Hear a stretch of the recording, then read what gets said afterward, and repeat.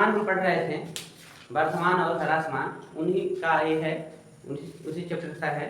इसमें भी question number 10 कह रहा है कि प्रूफ करिए, सिद्ध करिए कि जो लघुगणकीय फलन होते हैं 0 से इन्फिनिटी पर वर्धमान होते हैं। जो लघुगणक में प्रश्न पूछे जाते हैं वो हमेशा 0 से और पॉजिटिव की तरफ हम बढ़ते हैं तो हमेशा वो वर्धमान होते हैं। ठीक है, ये बात हम लोग को पता करना है। तो देखिए बाबू, यहाँ पर कह रहा है कि अगर लघुगणक, तो हम लाग ले लेते हैं, चलो हम लाग x ले लिए, ठीक है, एफ एक्स इक्वल टू लाग ले लिए, तो कह रहा है कि 0 से इन्फिनिटी पर वर्धमान है, ये प्रूफ कर, ठीक है, दूसरा नहीं आना चाहिए। तो आप हम जानते हैं कि अगर हमारे पास कोई फलन हो तो हम उसका एक राउंड क्या करते हैं, अवकलन करते हैं। फलन का एक राउंड अवकलन करते हैं, उसके बाद बिंदु पता करते हैं, और बिंदु पाने के बाद उसमें पुट करते हैं तो देखते हैं कि उस पर वो f dash x is greater than 0 मिलता है कि लेस देन 0 मिलता है। ठीक है, तो हम क्या करेंगे बाबू, यहाँ पर चलो f डैश x करते हैं तो log का अवकलन क्या हो गया, log का अवकलन क्या हो जाएगा 1/x, 1/x, log का अवकलन हो गया 1/x। ठीक है, आप समझ रहे हो, अभी फार्मूला बताए थे ना कि इनका अवकलन कितना होगा 1/x। गुड, तो ये तो मिल गया। अब हम जांच करेंगे कि ये वर्धमान है कि ह्रासमान है। तो वर्धमान या ह्रासमान के लिए हमने बताया था कि f dash x is greater than 0 पर वर्धमान होता है, हाँ, और f डैश x जब लेस देन 0 करेंगे तो ह्रासमान होता है। तो हमको इस पर जांच करना है। तो लिमिट यहाँ पर बिंदु भी दिया हुआ है 0 से इन्फिनिटी। ठीक है, अगर इसमें सोचो तुम, यदि x की वैल्यू हम 0 रख देंगे तो इन्फिनिटी हो जाएगा, तो 0 नहीं रखना, 0 से बढ़ा लो, क्योंकि वहाँ पर कहा है ना कि हमारा जो ये होना चाहिए 0 से इधर चलना है, इधर नहीं चलना है, इधर नहीं चलना है, इसके इस तरफ चले, वर्धमान मिलना चाहिए। ठीक है, तो 0 यानी इसमें हम 1 पुट कर दे, x वैल्यू 1, देखो x की वैल्यू 1 पुट करेंगे ना तो 1/1 इक्वल टू 1 मिल गया। जब हम x f डैश यानी x के स्थान पर 2 पुट कर दे तो 1/2, तो मान लो 0.5 हो जाएगा। अगर हम 3 रख दें तो 1/3, एक और कम हो गया, 0.33 हो जाएगा, ऐसे हो जा रहा है। लेकिन कोई बात नहीं, आप पर जितना है जो नीचे का नंबर मतलब हर बढ़ता जाएगा ना बाबू, 1/4, 1/5 ऐसे जब होते जाएंगे तो ये और छोटा होता जा रहा है। जैसे जैसे हर बढ़ता जाएगा इसका मान छोटा होता जाएगा, लेकिन कहीं भी ऐसा नहीं होगा कि वो 0 से छोटा हो जाए। 1 में आप किसी भी नंबर से भाग दे दोगे ना तो ये है कि छोटा हो रहा है, लेकिन ऐसा कोई भी पोजीशन नहीं आएगा यहाँ पर वो 0 से छोटा हो जाए।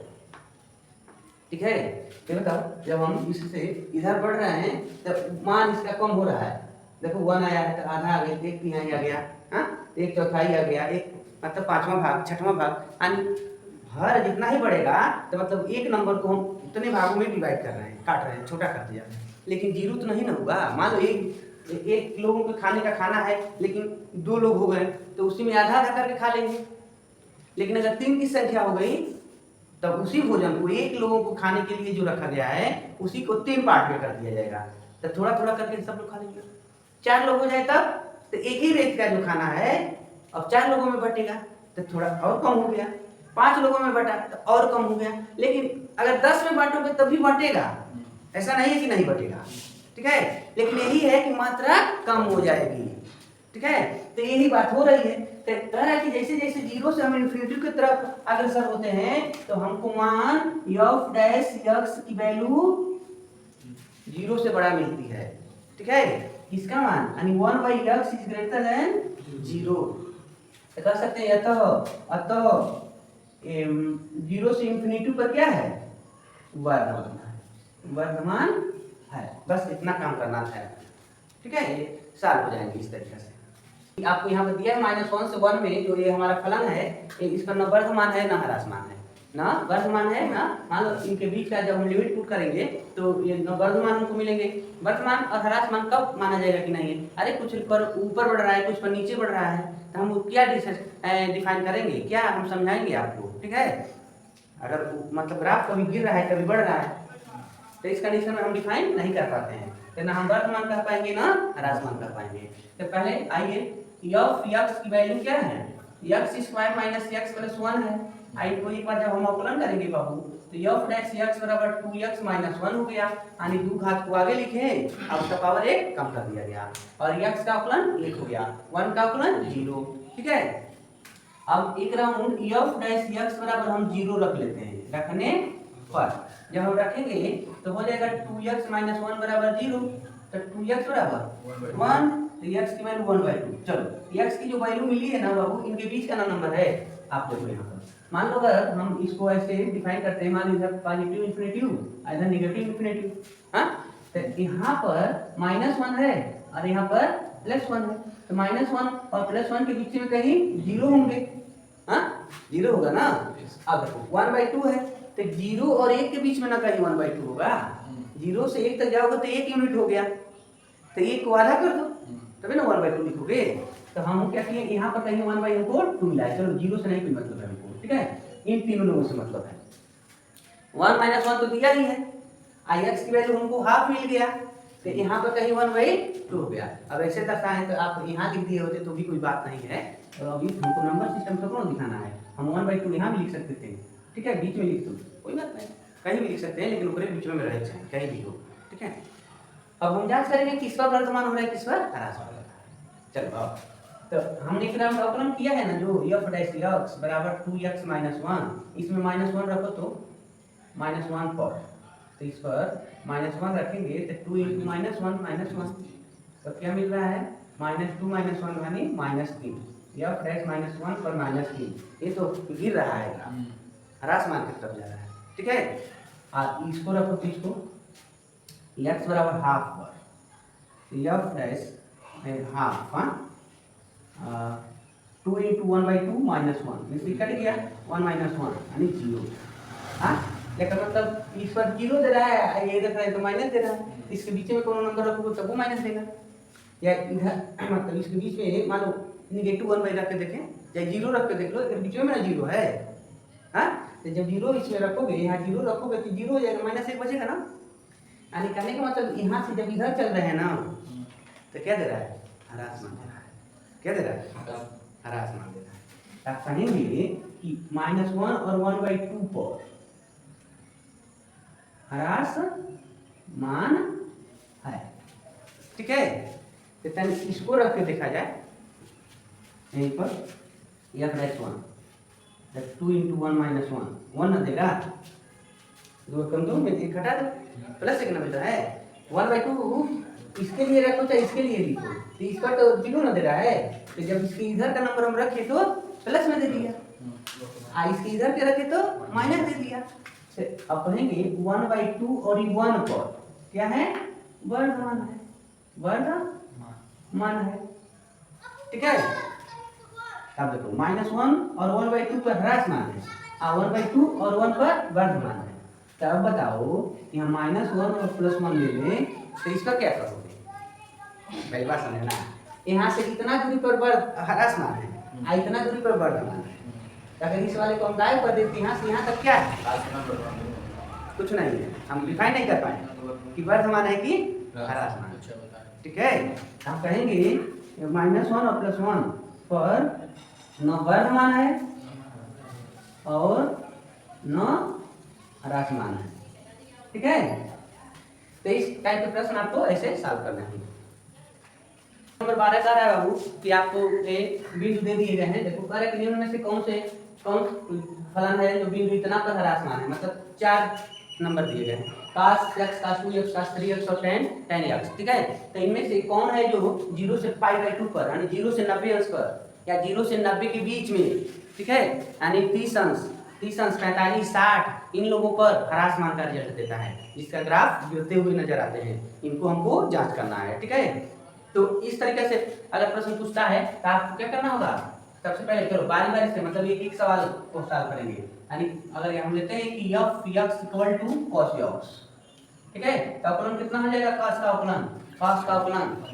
अवकलन माइनस साइन, cos का अवकलन होता है माइनस साइन। अब देखिए जब खुद ही माइनस दे दिए ना, माइनस आ गए ना, तो x की वैल्यू कुछ और रखोगे ना बाबू, साइन x है, तो यहाँ कुछ और मिलेगा तो वो तो प्लस में मिलेगा, लेकिन आगे क्या है माइनस, तब तो माइनस हो जाएगा, जब माइनस हो जाएगा तब क्या करेंगे, ह्रास मानना है, इसका मतलब होगा कि काश जो है ना 0 से π/2 पर क्या है ह्रासमान होगा। ठीक है, आप ऊपर बढ़ते ना 90 मतलब 90 से ऊपर, तब मान लो ये माइनस है 90 से ऊपर जाएंगे या 180 तक जाएंगे तो खुद ही कहीं कहीं ये माइनस में रिजल्ट दे देगा, तो माइनस देता था माइनस मिल के प्लस हो जाते हैं। ठीक है, तो इस कंडीशन में वर्तमान होता है, लेकिन अब ब्रैकेट मतलब वर्णेशन लग गया है कि 0 से और π/2 के बीच में रहना है आपको। ठीक है, तो 0 से π/2 के बीच में मतलब 0 रखेंगे यहाँ पर, देखो एक बार f डैश 0 तो माइनस साइन 0 का मान 0। ठीक है, लेकिन जब हम f डैश π/2 रखेंगे तो माइनस साइन π/2 तो माइनस साइन 90 के मान 1। ठीक है, 0 और माइनस 1 ना मिला, चलो तो थोड़ा बीच में के मान रखते देखो तो f डैश चलो 45 रख लेते हैं, तो माइनस साइन 45 तो माइनस रहेगा ना, और साइन 45 का मान 1/√2 30 रखोगे तो 1/2 और माइनस रहेगा। तो इसका ये मतलब हो रहा है कि जो भी मान हमको मिल रहा है नेगेटिव मिल रहा है। ठीक है, तो यहाँ पर कर सकते हो ना कि f dash x is greater less than 0 किस बिंदु पर 0 से π/2 पर। कौन किसके लिए हम काम कर रहे थे भाई, तो cos के लिए कर रहे थे हैं 2 पर cos x क्या है ह्रासमान है। ठीक है, पता चल गया कि ये जो विकल्प है ह्रासमान है। तो ई नहीं ना कहा है कि केवल ये वो पूरा पता कर लो कि दूसरों तो दूसरों होंगे, क्योंकि वो तो कासे ना है। आओ तो देखो दूसरे के पास आ जाते हो, दूसरे के पास आ जाते हैं बाबू। f x equal to cos 2x cos इनका अवकलन कितना होगा, इनका अवकलन कितना होगा इनका तो पहले ही 2 आगे लिखेंगे और तब cos का अवकलन होता है माइनस साइन 2। मन के जीते जीते है मन के हारे। ठीक है, मतलब आप मन बना लिए कि हम मतलब आपका अटल विश्वास है कि हम जानते हैं कर लेंगे तब तो हो जाएगा, लेकिन ये मान लिए कि हम नहीं कर पाएंगे, हमको नहीं याद है कैसे होगा, तो वहीं पर आप पीछे हो जाएंगे। ठीक है, तो आपको मतलब इसका फार्मूला क्या करना होगा याद रहेगा, तब आप प्रश्न को सॉल्व कर सकते हैं। ध्यान रखिए। तो बाबू अब नंबर पुट करते हैं। चलो जब हम इतने जैसे रखे हैं ना तो कुछ और रखोगे तो मान मिलेगा, तो आगे तो माइनस है। आओ रख के दिखाते हैं f डैश 0 तो -2 साइन 2 गुणे 0 हाँ -2 साइन कहीं 0 ना हो गया पूरा करके और साइन 0 का मान 0 तो ये रिजल्ट दे दिए 0। अब f डैश हम π/2 रखते हैं तो -2 साइन यहाँ 2 गुणे π/2 तो -2 साइन पाई इनसे कट गया पाई मतलब हो गया 180 साइन 180 का मान निकालो। यहाँ देखो साइन 90 + 90 लिख दें तो -2 आई का मान हो गया 1 तो बराबर -2। ठीक है, आओ तो थोड़ा बीचे का नंबर रख के देखें तो बीचे में π/4 मतलब 45 -2 साइन 2 गुणे 45 x के स्थान पर पुट कर दिए तो क्या मिल गया बाबू -2 साइन 90 45 दूनी 90 और साइन 90 का मान 1 तो यहाँ पर -2 से गुणा करके क्या हो जाएगा -2। ठीक है, तो इस तरीका से जो भी दे रहा है नेगेटिव ना दे रहा है 0 से π/2 पर तो क्या कहेंगे फलन क्या है ह्रासमान है। ठीक है, फलन क्या है ह्रासमान है। तो आप कहेंगे अतः फलन cos 2x जो है बिंदु यानी 0 से π/2 पर ह्रासमान है। ठीक है, ऐसे बाकी दोनों को आप ऐसे जांच कर लीजिएगा, इन दोनों का अवकलन करेंगे ऐसी तरीके से आप स्वयं जांच कर सकते हैं कि वर्तमान है कि ह्रासमान। ठीक है, अगला है प्रश्न नंबर 13 में कह रहा है कि जो एक हमारे पास फलन है f x = x की पावर 100 + sin x - 1। ठीक है, sin x - 1 तो किस अंतराल पर ह्रासमान है, मतलब ये अंतराल दिए गए हैं। अब जांच करना है कि इनमें से कौन सा अंतराल है जिस पर इसका मान कम होगा ह्रासमान होगा। ठीक है, तो सबसे पहले हम मतलब हमको बिंदु निकालना है, ह्रासमान बिंदु निकालना है। तो f x = x की पावर 100 + sin x - 1। ठीक है, तो तो क्या होगा इनका एफ डैश एक्स की 100 एक्स की पावर 99 ऐसे हो गया, और प्लस साइन का हो गया कॉस बस, ठीक है। तो अब देखो ये बहुत तो मतलब डिफिकल्ट जैसा हो गया एक्स की वैल्यू निकालना। यहाँ पर हम एक्स के मान निकालेंगे ना तो परेशान हो जाएंगे, मतलब 99 घात है ना, अगर हम 0 से इक्वेट कर दें तो 99 इसका कितना एक्स का मान मिलेगा, 99 को मिलेगा, यानी जितने घात का बहुपद होता है उसका उतना हल होते हैं, ठीक है। तो हम नहीं निकाल पाएंगे, तो इसको ऑप्शन से जांच करेंगे। ऑप्शन मतलब जो दिया है इनको इसमें रख के देखेंगे कि क्या इस पर वर्धमान या ह्रास मान हो रहा है कि नहीं हो रहा है। एक बार के लिए चलो इनको कुछ करो, इसको रखेंगे इसमें तो 0 हो जाएगा तमाम, का 0 का मान ठीक है ना। 1 रखो तो यहाँ पर लिखेंगे तो 100 होगा, और यहाँ पर 1 लिखेंगे तो काश 1 मिल रहा है, तो इससे काश 1 कितने अंश का मान होता है, 0 अंश का मान होता है। हाँ, तो ये 0 हो जाएंगे, और ये लिखने से 0 हो जाएगा, ठीक है। तो तब यहाँ 100 बचा ना, 100 बच रहा है नहीं बच रहा है। अब इसके 20 का नंबर अगर लेते हो कोई, तब उस पर भी ये पॉजिटिव रिजल्ट देते हैं, इसका मतलब ये क्या है, वर्तमान है। जब हम इनको इसमें रख के देखा तो ये प्लस में रिजल्ट दे रहे हैं, और लिखा दे रहे हैं एफ डैश 0 तो 100 और 0 का 99 प्लस कॉस 0, चाहे 0 हो गया चाहे पूरा है 0 हो गया, लेकिन कॉस 0 का मान 1 हो गया, ठीक है। तो एफ डैश 0 के पर हमको 1 न मिल गया, प्लस न मिल गया ये, और जब हम एफ डैश 1 रख रहे हैं मतलब वही नंबर रखना शुरू किया, तो 100 1 का पावर 99 प्लस कॉस 1, ठीक है। तो कॉस 1 यहाँ देखना, यहाँ पर है ये पर 100 घात रहे हैं, क्या होगा एक ही रहता है ना, तो यहाँ पर ये 100 हो गया, और यहाँ पर कॉस 1 है, कॉस 1 है। तो एक बात बता दें, कॉस 0 पर क्या इसका मान मिला है, 1 मिला, तो कॉस 1 पर क्या मिलेगा, नहीं उससे बहुत पहले आओ, घटते क्रम में आओ, ठीक है। एक अंश का मान थोड़ा और कम होगा, 90 पर जाएंगे, कॉस 90 तब ना 0 हो जाएगा, लेकिन मतलब अभी भी जो कुछ भी यह है 0 से बड़ा है, क्या है 0 से बड़ा है, आई प्लस में 100 है, इसका मतलब वर्धमान है, ठीक है। तो आप कहेंगे कि 0 1 पर वर्धमान है, तो ये तो विकल्प होगा नहीं, ये अंतराल नहीं है। दूसरा जांच करेंगे, तो दूसरे पर दूसरा रख के देखो, अब 90 है, ये 180 ना है, तो यहाँ पर 90 रखेंगे, चलो 90, तो 90 का पावर 99, यह लिखेंगे, यहाँ पर 90 लिखेंगे कितना मिलेगा, 0 हो जाएगा, काश 90 इसका मान 0, तो यह तो बच जाएगा ना, तो इसका मतलब इस पर भी ये मान ही होगा।